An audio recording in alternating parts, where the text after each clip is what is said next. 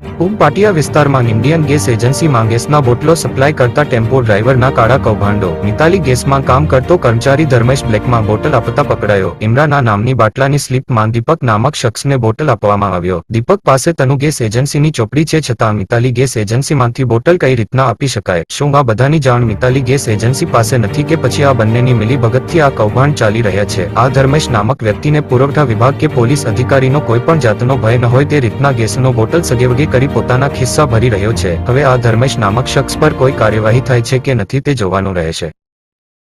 બાટલા જમા કરવાના છે, પાછો ફેરો તમે બ્લેકમાં બોટલો નાખ્યો છે એમનું શું? બીજા જગ્યા તમે બોટલો પહોંચાતા નથી ને બ્લેકમાં બીજી જગ્યા તમે નાખો છો બોટલ, એમનું શું?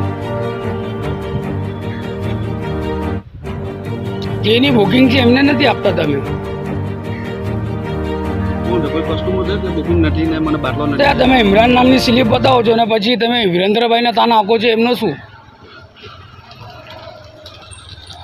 બોલો નહીં, જવાબ આલો મને। તમે ખરાખર જવાબ આલો, હું જતો રહેવા। તમે ખરાખર જવાબ આલો મને કે પેલી વિરેન્દ્ર નામની બુકિંગ આપણી ચોપડી છે અને ઇમરાન નામની બુકિંગ તમે મને બતાવો છો, તો કેવી રીતે ચાલે?